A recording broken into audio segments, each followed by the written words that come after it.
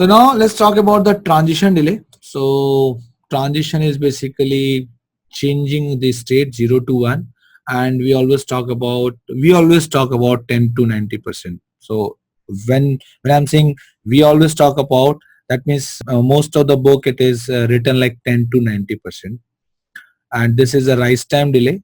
So because the signal is rising, the time taken by a signal to reach from 0 to 1, that is considered as a transition delay.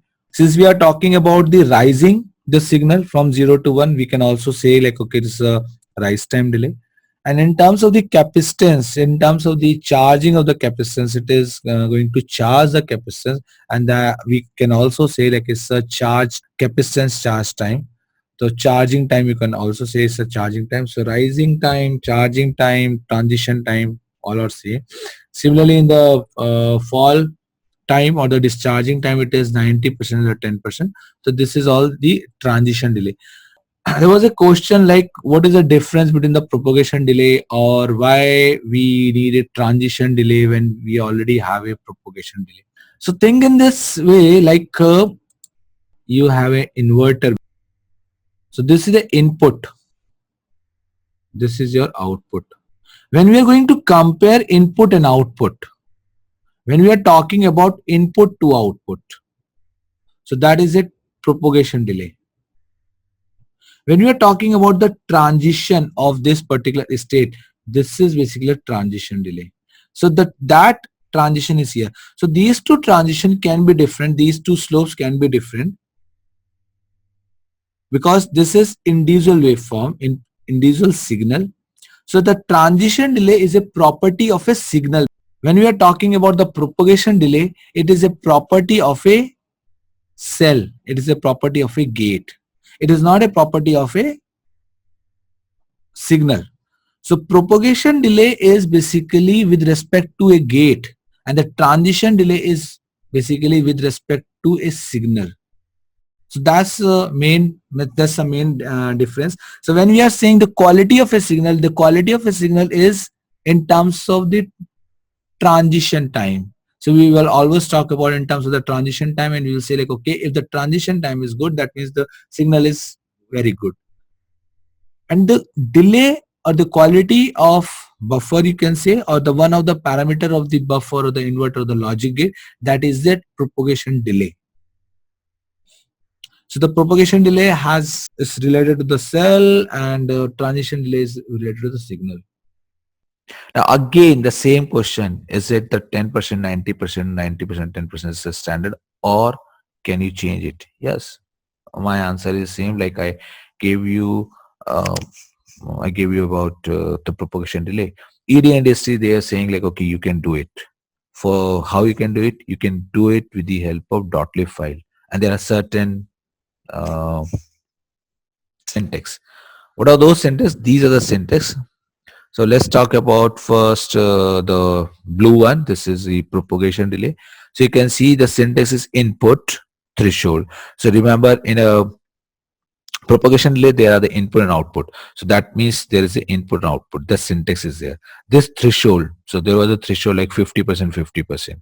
And there are input, so this threshold percentage we are talking about. And input can be rise, input can be fall. Similarly, output can be rise and output can be fall. So on the basis of this, like input threshold percentage rise. So if a input signal is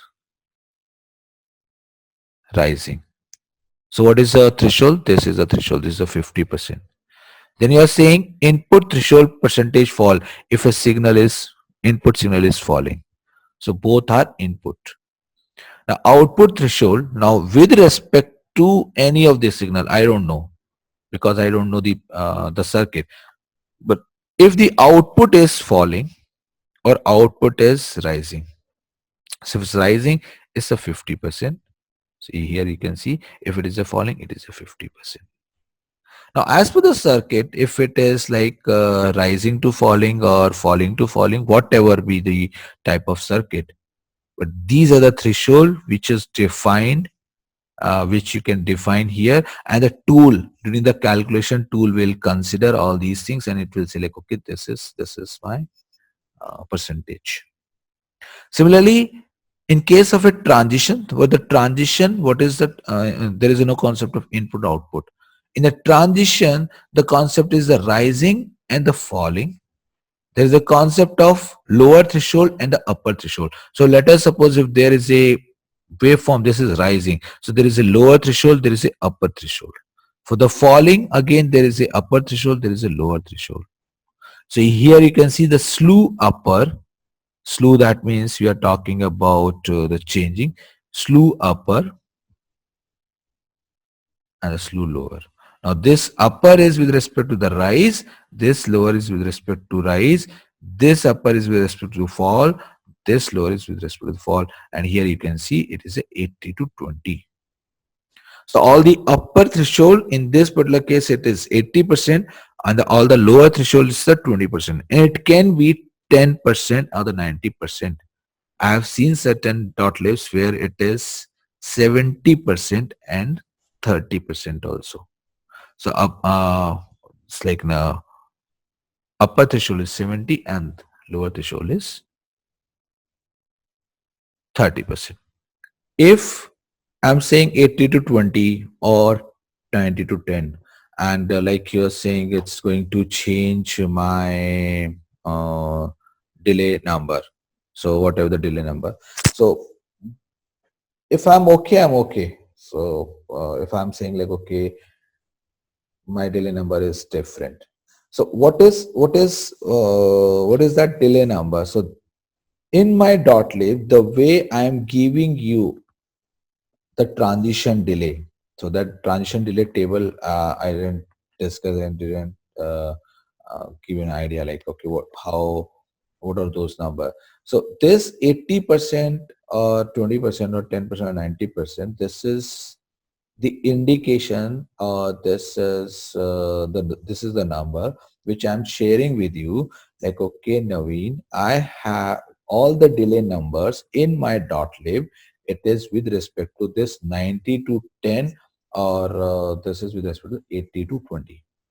Now question come, if it is 80 to 20, then obviously the delay or the time, that's going to change.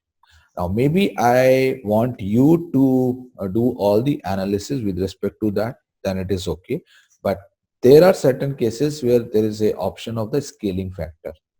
So maybe what I can do, I can give you the delay numbers between 80 to 20, and I can say like there is a scaling factor of 1.2. That means whatever be the delay number present in the .lib file, whatever the delay number, and you have to multiply that delay number with the 1.2. That means now your delay number is increased. Similarly, sometime what happen, we do the calculation with the 10 and 90, and we give the scaling factor of 0.8. That means now you have to reduce it. So we do all such type of thing. It is, what is a .lib file? So .lib file is basically, it is going to give you an idea about the delays or certain numbers. Now it depends on me how I'm going to represent it. So if I'm giving you a fixed value, you have to use that particular fixed value. If I'm giving you a matrix, you have to use that particular matrix. Or if I will tell you like, okay, this within this number you have, there is a scaling factor, you have to use that particular scaling factor. So it's a way the library team or the characterization team, they want to define it, and they want to pass the information to you so that you or your tool will do the calculation uh, as per their information or the way they represent the parameters. Like our Facebook page, YouTube channel for more such updates. Thank you for watching. Be expert, by expert. Best of luck.